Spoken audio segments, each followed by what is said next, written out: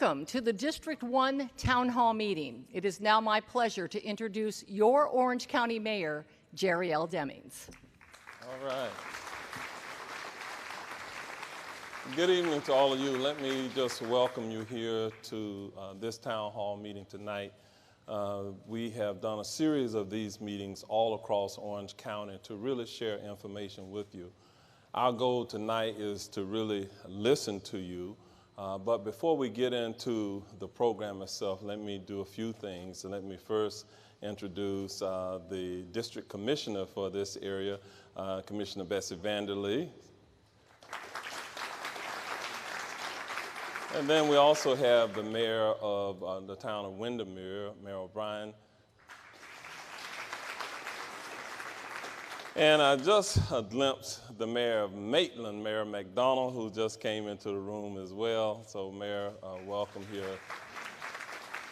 Let me also introduce some of our key staff members from Orange County. The county administrator, Mr. Byron Brooks, is in the back of the room there as well. My chief of staff, Ms. Roseanne Harrington, is here. Somewhere, there she is in the back of the room over there. And then there will be some other speakers who you will be introduced to momentarily. Mayor Stark from the town of Oakland is here as well. Thank you very much. So let me just double check. Do we have any other elected officials who are here who have joined us? Okay. We have the mayor from the great community of Winter Garden here as well, and Mayor, Okoye, sorry. Okoye is here. Winter Garden, I heard, was on the way, so is the Winter Garden mayor ride as well? Okay, not yet. So if they come in, then we'll introduce them when they come. But as we start tonight, let me just kind of share more information with you. Each one of the town halls or the various presentations that we have done on this subject matter, I've started out by asking a few questions, and I'm going to do the same tonight. This is the 119th time that I have made a presentation regarding the transportation tax initiatives. So we intend to do hundreds of these throughout the entire 1,000 square miles of Orange County. But I always start by saying this. How many of you believe that we have a traffic congestion problem here in Orange County? Raise your hands. Okay, that always holds true. Most everybody raises their hand in the room. Let me say, how many of you want the leadership in this county to do something about it? Raise your hands. Okay. Now, where we may not be consistent is how do we pay for it? But I believe that you want us to come forward with solutions. The best solution to this challenge that we have is when we engage you, the citizens, in that process. And so this is designed to hear from you. It is our goal to do a lot of listening, and then in early spring, to then perfect a plan of action around what the citizens of Orange County have told us they desire to see in the way of solutions. We'll tell you how to pay for it, what it will cost. I believe the best methodology that we have to pay for it is a sales tax. Orange County is growing so rapidly. We're growing now at a rate of nearly 1,000 new residents in our county each week. The economists are telling me that this tremendous growth is likely going to continue for the foreseeable future. In addition, in 2018, we had 75 million tourists who came here to this location. So on top of the 1.4 million people who call Orange County home on a permanent basis, the 75 million tourists, we then have a wonderful airport. We have the busiest airport now by air passenger travel in Florida. The airport on a rolling 12-month basis has 50 million passengers that come into our airport. In many regards, this is good news for us because it allows us to run our businesses, and in some regards, ensure the quality of life that we have here in our community.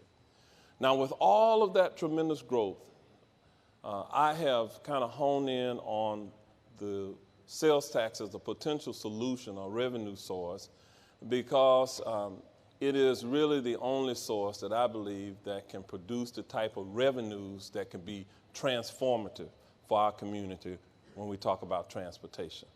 And 51% or better of the revenues that will be derived from the sales tax initiative will be paid for by tourists, the people who are coming to help create the traffic congestion that we have. They're coming from internationally, but primarily they're domestic visitors. So let me just check. If you have moved here to Orange County within the last, I'm going to say 10 years or less, would you raise your hand? Okay. We have a lot of new residents. When we check and we ask, where did you move from, we have a lot of New Yorkers who are here. We may have more New Yorkers here than we have native Floridians, residents of Orange County who live here now. They're coming from various places because they believe that this is a great place to do business, a great place to raise their families, and a great place to work as well. So we want to ensure that we continue that. Tonight, you are going to hear some other information about Orange County and transportation and some of those related challenges. After you hear the information that we'll provide to you, we will come back up and we'll begin to entertain some questions from you or comments from you.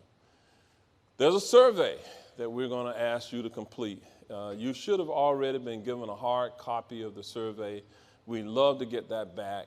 At this time, we have over 3,000 people who have now completed that survey. If you have done one, if you don't want to complete it here tonight, you can certainly go up on our website and you can complete the survey through the website itself. We are very, very interested in hearing from all of you. So with that said, at this point, I'm going to ask the District Commissioner, Commissioner Vanderlee, to come forward if she'd like to make any comments. And I'll open it up. Any of our mayors, if you'd like to make any comments before we get started, we just ask that you try to be succinct and we get closer to the Q&A for the audience. Mayor Vanderlee. Is this on? Okay, you can hear me? Great. Thank you all for coming out tonight. I did mention to staff that Orange County does turn out for community meetings, and they are vocal about what they want to see, and you did not disappoint, so thank you all for coming out. Like you, I am very interested in the mayor's proposal, and I'm tracking it and learning everything I can about this proposal. I will tell you, and I think the mayor would agree with me, that anything that we put forward to you all, we need to make sure that you understand exactly how we would spend whatever monies we would collect and how that would benefit you at the end of the day. Because if we don't do an adequate job of explaining that and quantifying that for you all, then shame on us. So part of tonight's effort is to make sure that you all have your chance to make your wishes known, to make sure that we understand completely what you see as far as a shortfall and what your opinions are about whether this is an adequate source of revenue to address those issues. So like all of you, I'm here to listen tonight to you and to make sure that we understand completely what you want and how and whether we should move this forward or not. So thank you all for coming, and with that, I'm going to go ahead and turn it back over to, who do I turn this over to? Mayor O'Brien. To Mayor O'Brien to say a few words from Windermere. Thank you all for coming. Thank you, Commissioner. You're welcome. Thank you, Mayor Demings and Commissioner Vanderlee, for having us here tonight. This is a very important issue, as everyone knows, for West Orange community, our West Orange County area. I'd like to recognize the entire Town Council of Windermere is here this evening. We actually rescheduled our meeting so we could be here because of the importance of not only the issue and the traffic and the impacts that we live and breathe every day in West Orange community, which is a great place to live. We're super happy to be here, but we do have to address the challenges that we are faced with. So just real quickly, some of the things that I hope we learn about here tonight and that I think are going to be really important when it comes to a vote on an issue like this is what are the exact benefits for Orange County and West Orange County specifically in terms of projects? How do we look at the funding time frame, the authorization for that funding, and the accountability of those funds moving forward? And how do we deal with communities such as Windermere, which may not have county roads? We maintain our own roads, but we are impacted greatly by the communities surrounding us and the rapid development of those areas around us. And they threaten the quality of life that we have in our small town. That's very important, obviously, to all of us. Also, what bypass and reliever roads are on the table that can be looked at, and how do we make sure that we don't continue to repeat the same process over and over again with development prior to some of the important infrastructure projects that need to take place. Also, I think it's important that we remember and address the business impacts for our communities and those businesses that will be impacted by an additional tax. So those are the items that are super important to us, and we hope we learn more about those tonight so we can have good, healthy conversation about those. Thank you. All right. Mayor Rusty Johnson from Ocoee, would you like to say anything? He's going to wave to us. So, okay, thank you, Mayor. Mayor Starks, would you like to say anything? She's going to wave to us as well. And Mayor Reese, has he come in the room yet? Okay.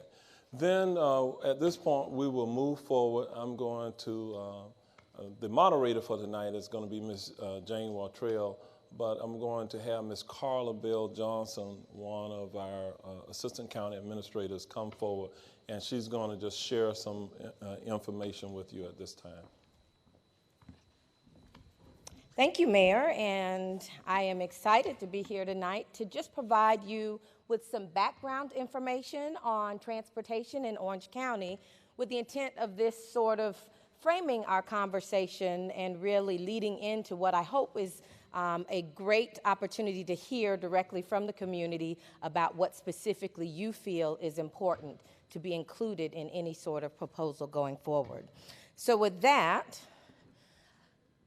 just to give you a little perspective of what Orange County is, we are at a population about 1.3, approaching 1.4 million residents. 90% of our residents live within urban areas and 10% live within rural areas.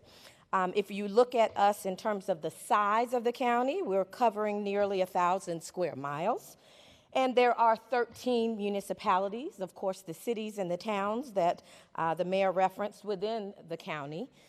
In this particular district, we've already heard from a number of our mayors. I happen to live within the great city of Ocoee. Mayor Johnson is my second mayor.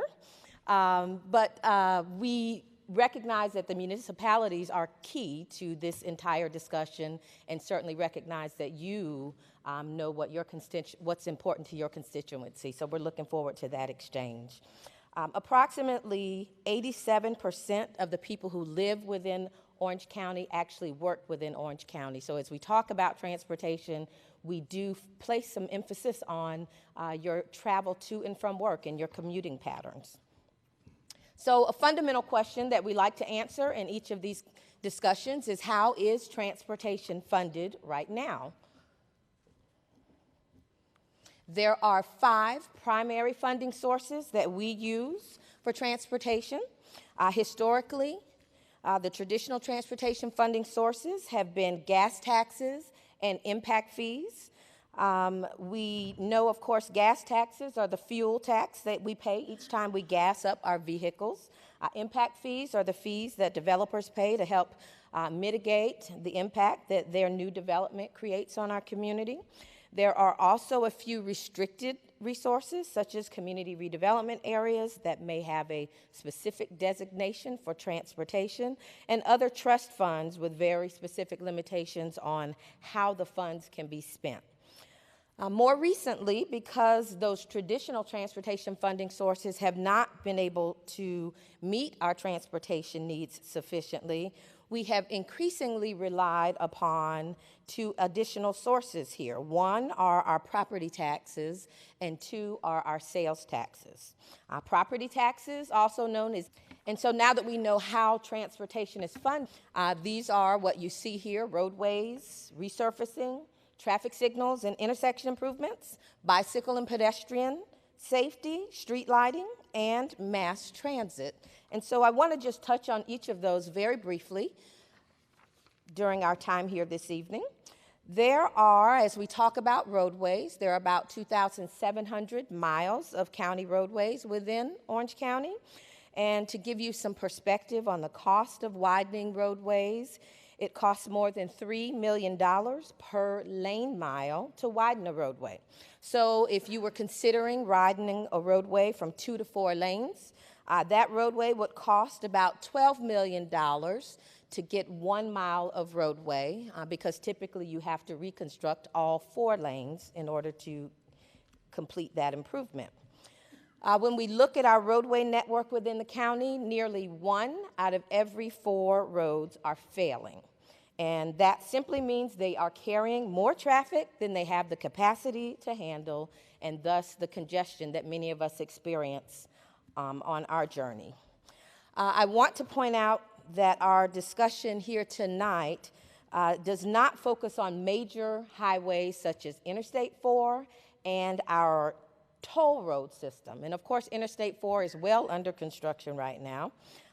Those are not the topics we're covering for tonight's purposes. What's equally important as building roadways is actually being able to maintain them once they're in place.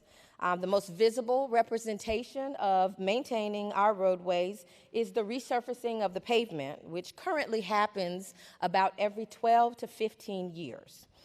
The average cost of resurfacing a roadway is about $175,000 per mile. Last year, the county was able to resurface about 185 miles of roadway. But to keep up with the average lifespan of a roadway and the pavement of that roadway, and to avoid the higher costs of having to completely rebuild roadways when they need to be resurfaced, we really should be resurfacing those roadways every 10 years instead of every 12 to 15 years. So that means we should really have resurfaced about 270 miles of roadway. Another key component of our transportation system are traffic signals and the intersections that those signals are located at, as well as the technology that's necessary to support them. Sometimes the congestion we experience in traffic is not just the roadway, but it's also the intersections along the roadway. And the more efficient the traffic signals are that are managing those intersection movements, the less delay that we experience in traffic. So right now there are 585 existing traffic signals within the county. The average cost of a new traffic signal is approximately $350,000. And in order for the traffic signal systems to function properly, as I mentioned, and to communicate with each other, we have fiber optic cable that's necessary, and that's a critical part of the technology that has to exist and has to be maintained in order for our systems to move traffic most efficiently. Right now, there are about 240 miles of fiber optic cable in place within the county, and this past year, we were able to budget about 15 intersection improvements such as adding turn lanes and installing new signals. Bicycle and pedestrian safety are of critical importance here in the county. Unfortunately, in recent years, Central Florida has consistently been ranked at the top of the list of most dangerous places in the nation for pedestrians. And that's according to the Dangerous by Design report that is published annually by Smart Growth America and the National Complete Streets Coalition. When we think about pedestrians, one of the first things we think about in terms of our infrastructure are sidewalks. This is obviously a basic need that supports the need of pedestrians. Sidewalks cost about $264,000 per mile to build. And last year, we were able to install just 8 miles of sidewalks. We also have a policy now of incorporating bicycle facilities such as bike lanes and more recently multi-purpose paths within our roadway corridors to provide better and safer accommodations for bicyclists in our transportation system. As it relates to safety, another very important component of our system are streetlights. They are something we hear about consistently from the community.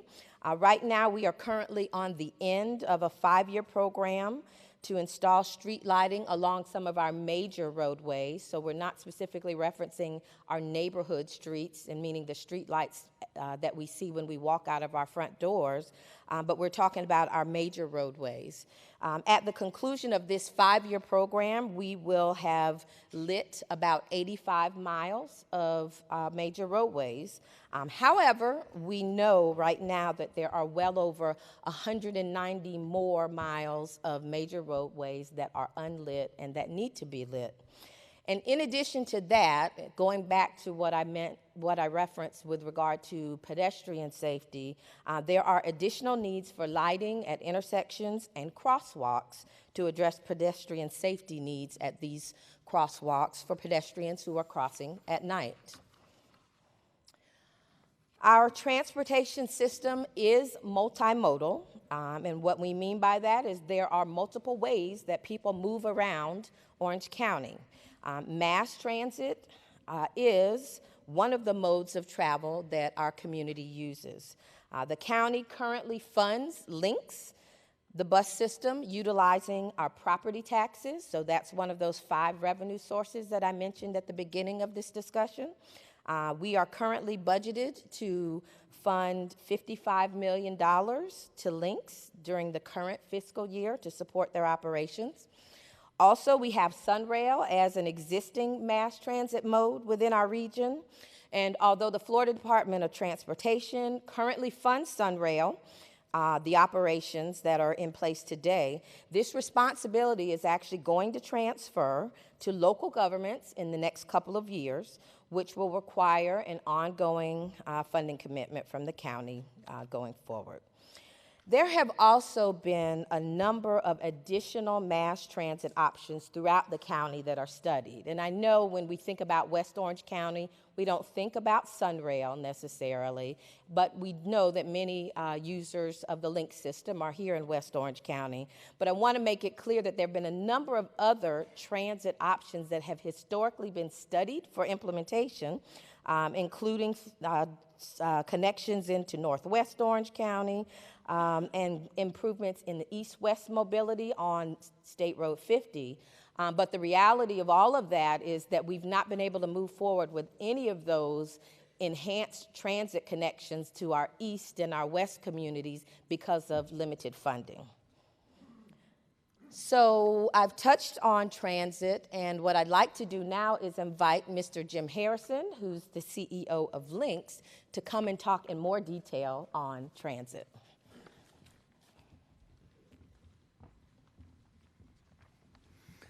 Thank you, Carla. As Carla said, I'm Jim Harrison, and I'll just spend a few minutes here building on what Carla said about transit and some of the challenges that this region faces. I'll talk mostly here about the LYNX bus system. LYNX is the working name for the Central Florida Regional Transportation Authority, which provides bus and other transit services to the county. LYNX's goal is, of course, to provide safe and reliable transportation services to all of the LYNX customers across the region. LYNX serves the tri-county area, the 3-county area of Seminole, Orange, and Osceola counties, which includes just over 2,500 square miles and over 2 million residents. LYNX has around 300 buses running on over 70 routes around the tri-county region. LYNX also has a number of flexible bus service areas called neighbor links across the region. And with this system, LYNX provided just over 25 million passenger trips last year. Like most agencies, LYNX has both a day-to-day operating needs and long-term capital needs. That long-term capital funding comes primarily from federal and state sources, but most of the day-to-day funding comes from our local sources, our local partners. Over half of that, over $70 million each year, comes from the local governments, and as you heard Carla say, the vast majority of that comes from Orange County. Another 17% comes from passenger fares, and this is a typical percent across the nation. The rest comes from federal and state grants, advertising, contract services, and other sources. So let me talk a little bit about what that funding is used for. And Lynx's primary mission is what we call our fixed route service, and these are the 40-foot buses and the 60-foot articulated buses that you've seen all around the county. You may not be quite as familiar with the rest of our family of services. NeighborLink, which I mentioned just a minute ago, is the flexible service that covers areas that need transit but may not have the need or the room for a full-size bus.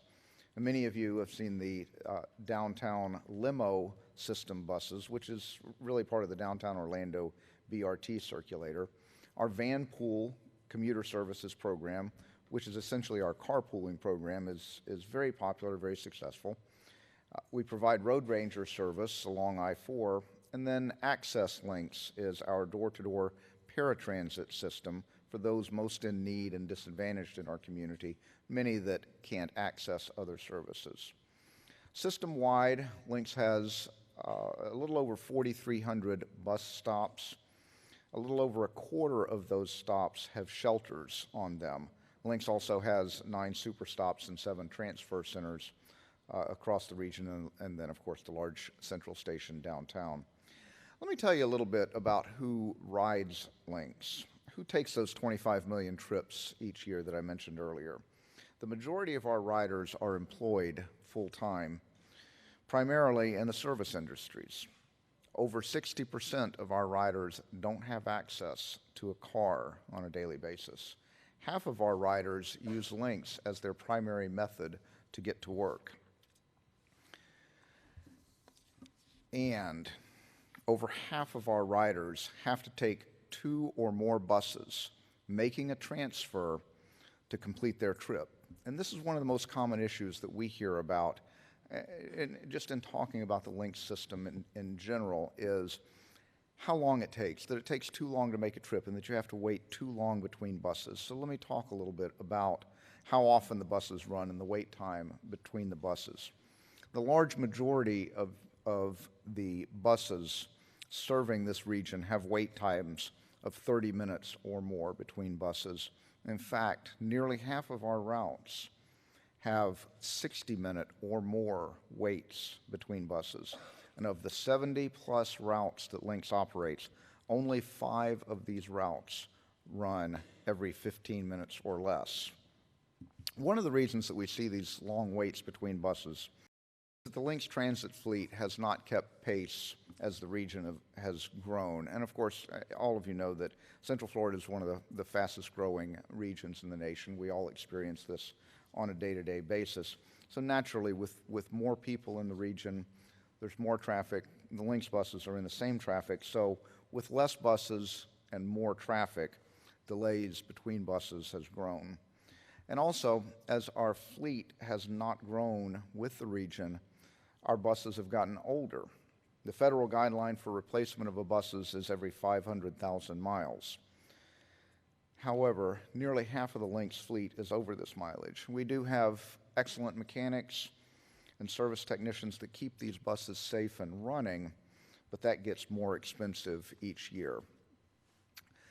So let me stop talking about buses for just a moment and talk very quickly about Sunrail and just kind of build a little bit on what Carla said. And Sunrail, of course, is the region's commuter rail system, which serves the same Tri-County area as Lynx, as well as one station in Volusia County. The route is about 49 miles long with 16 stations overall. If you take Sunrail, you are probably aware that it is currently geared towards work commuters, so it runs only on weekdays. And the trains run every 30 minutes during the morning and evening rush hours, and then it's 90 to 120 minutes between trains outside of rush hour. And of course, there's no holiday or weekend service, And as everybody in this room knows, there's no east-west service, no east-west connectivity with SunRail. So let me just wrap up the transit portion of my time here tonight, my discussion here tonight, with a look at how our funding compares, and when I say our funding, our region's funding for transit compares with other similar regions across the nation. This chart shows how much other regions across the state and across the country with similar populations and service areas invest in transit. The column in pink, the second column there, shows the regional investment per person in the region. In other words, how much each community spends on for every person that lives in that particular region. You'll notice that Central Florida is at the bottom of this particular list. So on that note, I will close my remarks this evening, and thank you all very much, and let me return the podium to Mayor Demings. Okay. Thank you, Jim. In a moment, I'm going to put a slide up that kind of walks through where we are today with our current sales tax in Orange County, as well as the other current taxes with our millage rate. So, Natalia, if you're in here, if you can put that slide up momentarily. But let me just point out something that Mr. Harrison talked about from Links. When he showed the per capita investment from those other communities, the other metropolitan communities, the fact that we were closer to the bottom, the reason why many of those others were above us was because they have a dedicated funding source. Almost all of the urban counties in Florida now have a dedicated funding source for transit or transportation. When we look at the top 50 metropolitan communities around America, they all have a dedicated funding source. Now, when he talked about the fact that sometimes in order to wait on a Lynx bus, it takes more than an hour between pickups, people won't ride the current bus system. We can't look to improve ridership if we don't also improve the frequency, the connectivity, the convenience of those rides. In terms of where we're headed, when we look backwards in the rearview mirror, in 1997, there was an initiative here in Orange County for a transportation tax. It was coupled with a school tax, a half penny for school, half penny for transit. It failed. In 2003, a business group and led by, at that time in 2003, a brand new mayor in Orlando was Buddy Dyer. He got elected in 2003. And coupled with Mayor Rich Crotty, they led an effort for a 1 penny sales tax in 2003. That's 16 years ago. Orange County today is not the Orange County it was 16 years ago. If we continue to kick the can down the road, the traffic congestion that we have is going to get worse. Now, when we look at a community, a similar sized metropolitan area like Pittsburgh, Allegheny County, 700 square miles with 1.2 million people, their average wait time for buses is like 10 minutes or less. Well, they have over 700 buses. And Allegheny County, again, about 700 square miles. Mr. Harrison pointed out to you that because Lynx serves the Tri-County area, 3 different counties, is serving about 2,500 square miles with 300 buses. So if we want to improve the Lynx service, we will have to add additional routes, additional buses in order to be able to do that. And we will have to stop guessing at how much funding we're going to have. As the mayor of Orange County, when we have to take money from our general fund to fill the gap for Lynx, it means that we're taking money from other potential needs in our community around social issues. Could be to deal with homelessness. It could be to deal with housing.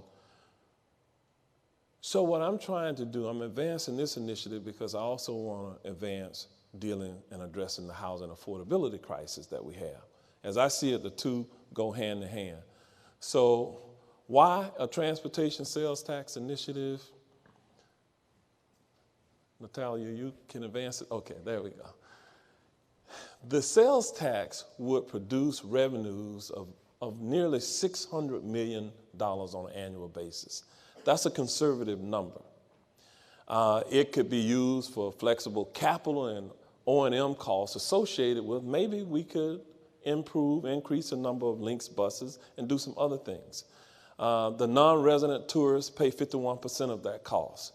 It applies only to the first $5,000 of sales on major purchases. Prescription medications and many of the items that you would buy in your grocery stores are exempt from the sales tax in this case.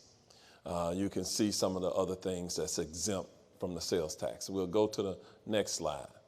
When we look at the current state of affairs in terms of the millage rate in Orange County, when we look in Central Florida, there's only one county that has a lower millage rate today than Orange County, and that's Brevard County.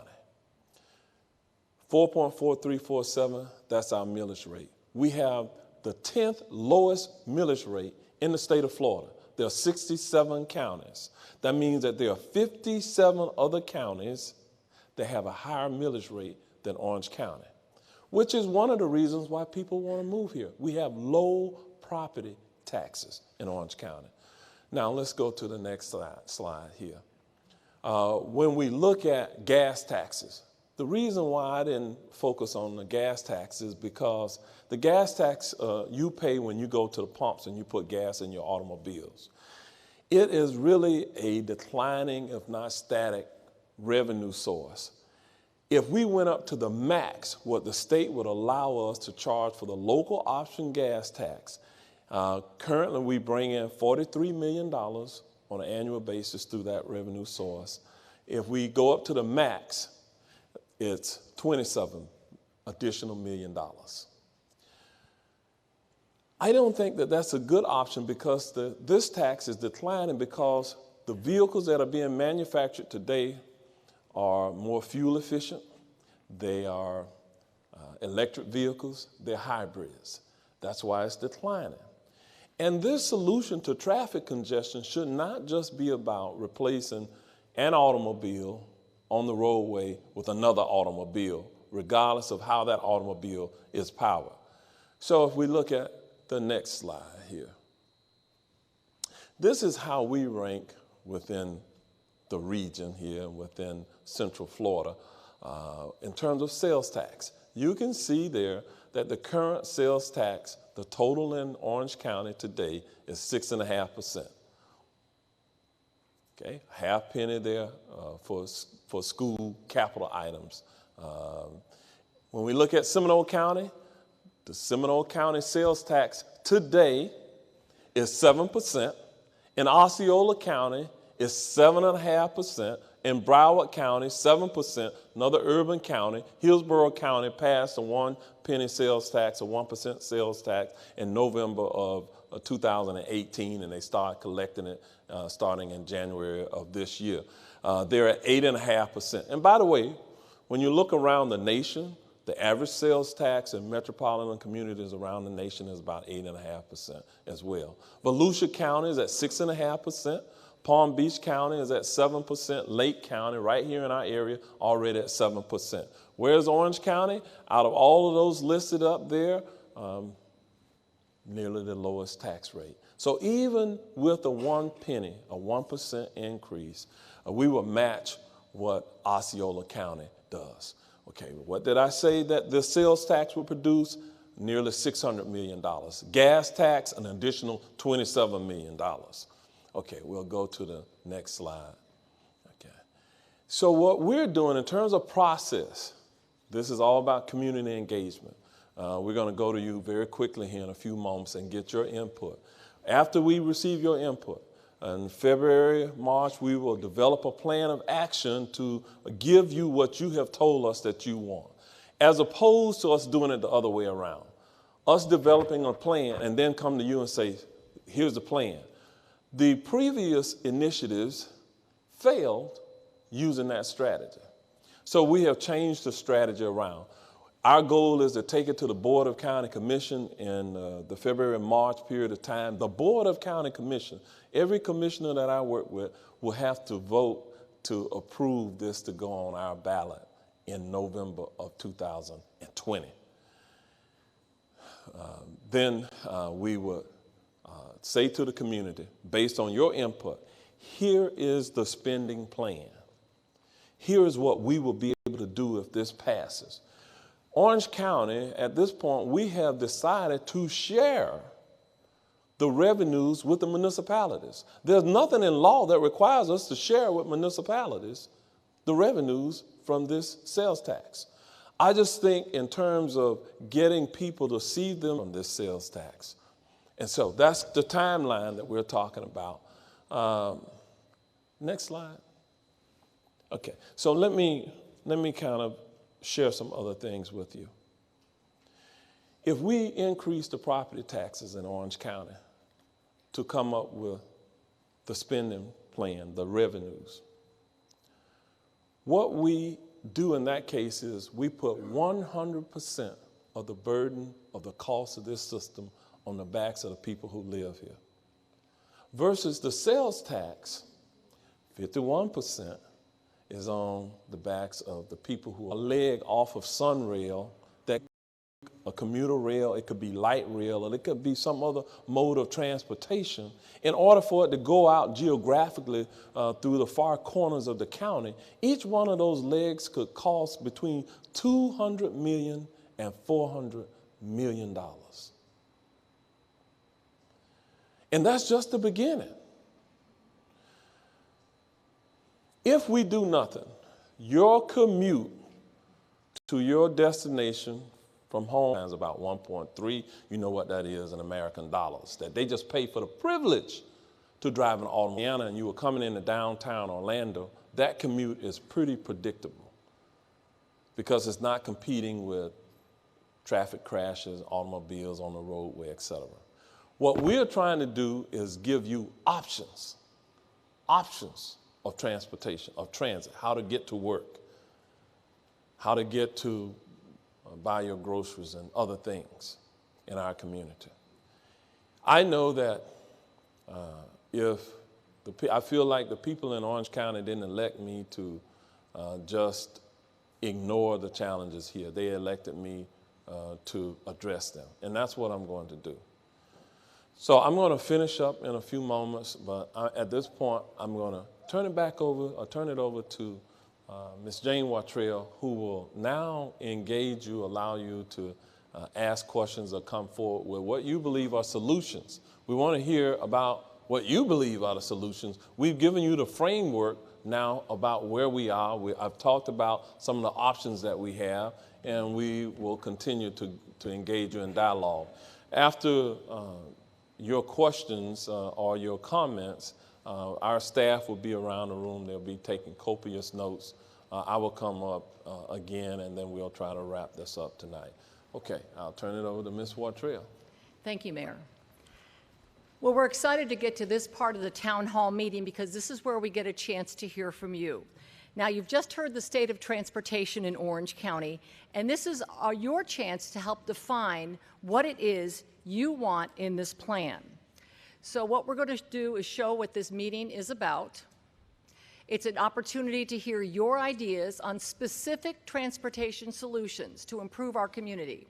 This is not a session to hear from Orange County staff about a specific transportation plan because, frankly, we don't have a plan. We're waiting to hear from you so we can formulate a plan. We need your help.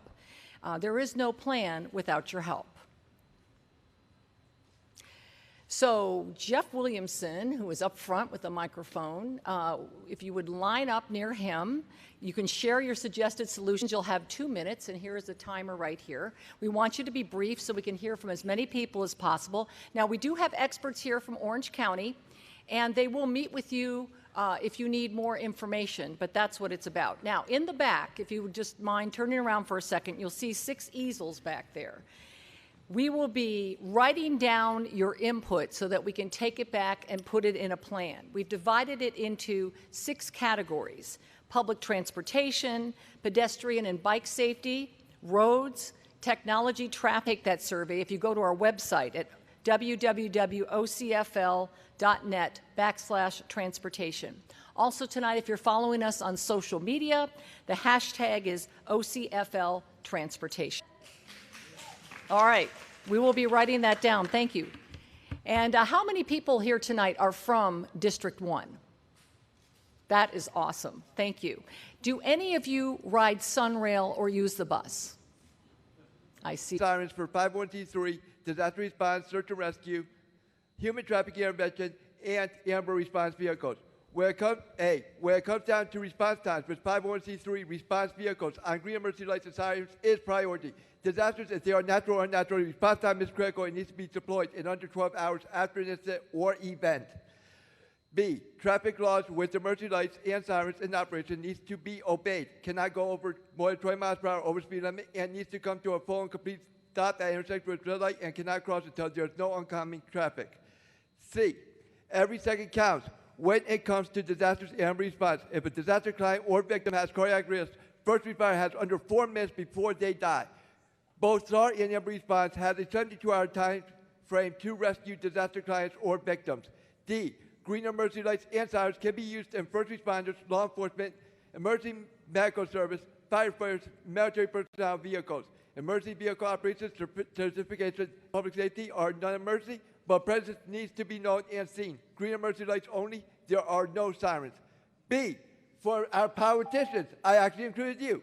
Thank you so much for your comments. You can give your sheet of paper to someone in the back. We appreciate it. Sorry. Okay, next up, I know this is a District 1 resident. Who's a chicken and an egg? Like every time I turn around, there's new townhouses, there's new apartments, there's more high density. My granddaughter will be in her 3rd elementary school this year. She's 9. I said, why do you like this one? She said, because there's no portables. Where's the master plan? So we just keep bringing in more people. Millions, you talk about the budget, millions of dollars are being spent to attract businesses, millions of dollars are being spent to attract residents. Meanwhile, lots of beautiful trees going up, so we are the city beautiful, so more people will come. Let's look at the master plan for how many people we're bringing in so that maybe that would help solve the problem that you guys are creating.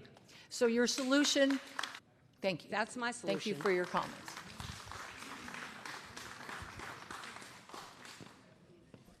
Road and street lighting. The other thing is I'm concerned about all of these cameras, on the roads. So should be no unreasonable search and see. I just want, it's in my life than this facial recognition software that is coming up in these cameras all over these streets everywhere. Totally against it. Okay, but your solution. In Pine Hills area. And I took to social media to get some feedback from the Pine Hills residents of some of their concerns. And some of the concerns were pedestrian safety, to install crosswalk warning flashing light system to alert motorists. We could widen that road for that Powers Drive. The third one is to do a sunrail. Don't forget about us if you do an extension for the sunrail in the Pine Hills area. Make sure there's a... What's your solution? We know you live in District 1. Before we hit the 2 minutes, what I first wanted to say was thank you very much for having these opportunities, and I see the 2 minutes has already started. What I wanted to do is thank Mayor Demings, thank Betsy Vanderlei, thank your staff, because again, all of that has to be addressed, or else the problem's just going to get worse. Transit is just a Band-Aid. If you put 10 cars on the road and only take off 2, you still have 8 more netting onto that roadway. So I really commend you guys for taking a look at this issue, but we have to work together. I look forward to our further communications when it comes to actually hammering some of these designs out. But again, with 119 meetings, again, Mayor, I feel for you. It took me 20 just to get a town facility approved, and that was only $4.2 million. When you're looking at $600 million, again, not only for this, but for affordable housing, They do go hand in hand, so I do hope that you consider that where you have future development. But thank you very much for having this, and again, your staff's done a wonderful job, and I do have to say thank you very much to Byron Brooks and his staff as well. Thank you. Thank you. Thank you for coming out tonight and giving your comments. We appreciate it. And the deadhead. So in regards to that, we are looking for that support on an innovative way of moving individuals in the paratransit industry, limiting the number of buses potentially needed to meet that cause, especially with senior transportation being needed because the population is forever growing due to baby boomers. So am I hearing you right that you're looking for public-private partnerships? We are. We are currently going after a grant in which we are looking for support with a letter in regards to developing the software that makes it affordable, and also we're doing a 20% match on that. We're going up for that this coming year, and we'd love a support from the mayor. Okay, thank you so much. We appreciate it. Thank you. Jane, we have Sally. Hi, Sally. Hey, for your shopping you've done for Christmas and see how much more your taxes are going to be just for 1 month. And also, I'm denied the right to put on a presentation to challenge so much of what you guys are saying. You're not providing the full story here. Not a lot of information is being denied here, so you're not getting the full story. Anybody wants the full story, give me a call. And so people forget that part isn't covered by this either. So you don't need more sales taxes from us.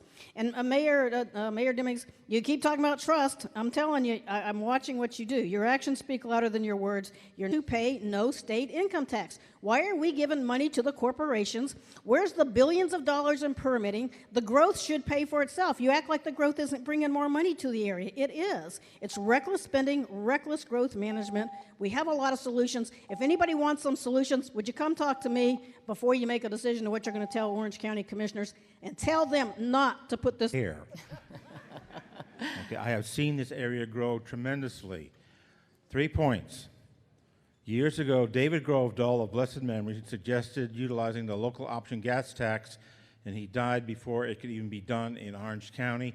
Orange County has failed in this respect. I know it's only $27 million, but still, it has not been done.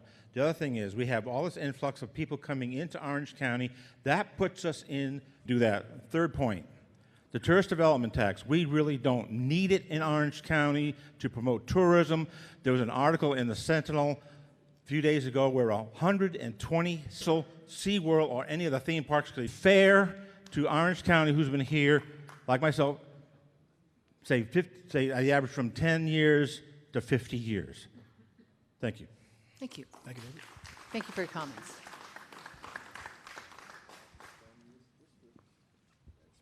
Jane, this is Scott, and he lives in this district. Hi, Scott, and do you have some solutions for us tonight? Well, first I was going to ask the question of the We aren't taking questions, sir. We're just seeking comments part of my and suggestion, 'cause solutions. I don't remember. I ride the bus periodically, but I don't ride it often enough to remember as to whether there's a good app, good but simple, and an app that doesn't draw down people's memory. But When you're done, sir, we can talk about. If you want to talk about an app, you can All go right. off to the side. But that's we my want to hear your suggestion then, solutions. since I'm not sure if it's already existing. We're going to be talking about Horizons West problems. Then I will yield all my time. Anybody going to be talking? Anybody live in Horizons West from around here? Not that many. Sir, could well, we then have your Horizons West solutions? people have been talking. A few of them have been talking about. You know, if this is not engineered properly for the, I don't live down there, but I go down there periodically and see what's happened over the years.